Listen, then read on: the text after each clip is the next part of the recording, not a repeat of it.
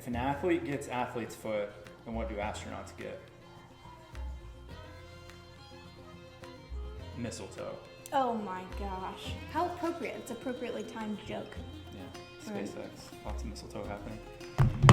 So we're actually talking about plantar fasciitis, not mistletoe or whatever kind of toes. And it shouldn't always be called fasciitis or plantar.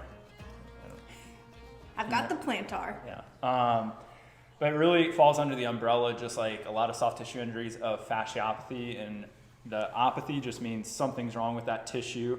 Then we get into things like itis means that there's an inflammatory reaction. You can have reactive fasciitis, which now I'm having degenerative change within that tissue, to fasciosis, which means I'm having like death of that tissue. It's completely breaking down.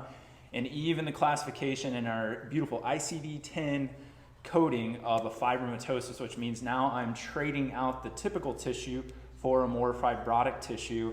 And that means you've had this thing going on for a really long time.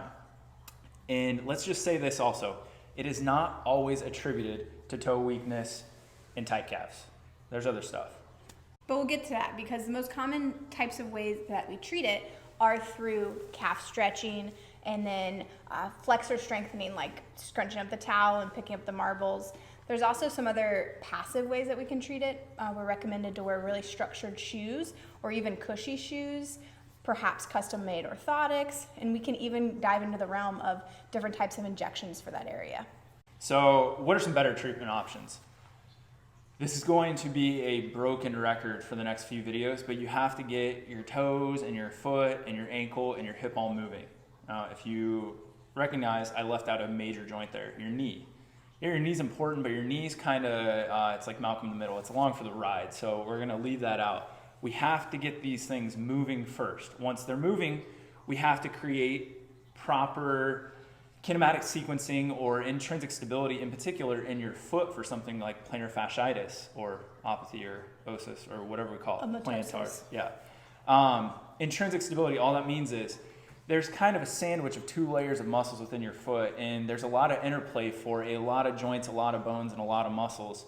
And if we don't have great control of our foot, we're going to start to use some of those passive tissues, one of them being fascia, right? And yeah, we could get into the whole topic of isn't everything fascia and everything, or fascia is everything, and Muscle is tendon, tendon is bone. Let's just say that big old piece of meat on the bottom is now being used as an active stabilizer rather than an active stabilizer rather than a passive stabilizer. Got to check with my fact checker here. I know some other people in the media that need fact checkers right now.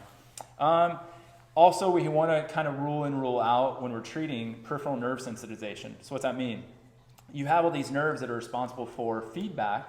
Well, those same nerves can get angry really easily when we do the same movement over and over, or I have a little bit of altered mechanics that really make that nerve angry. So when we transfer over from rehabbing plantar fascial pain into performance, we want to make sure that we work up the stream a good bit more. So in performance, we want to really train the core. If we don't have proper core stability, our calf will tighten up, reaching into that plantar fascia, put strain on the bottom of the foot, boom, you have plantar area pain. So we want to make sure that the core is steadfast, and then we want to make sure that we're having graded exposure into that plantar fascia. So once we don't have pain anymore, we don't want to hit the road running 100% again. We want to build up our tolerance in that area. So slow and steady, work back into whatever your play of choice is. Running, gymnastics, basketball. Do you need that for chess? Chess. What about, have you guys ever played Monopoly Deal? We'll talk about that next time.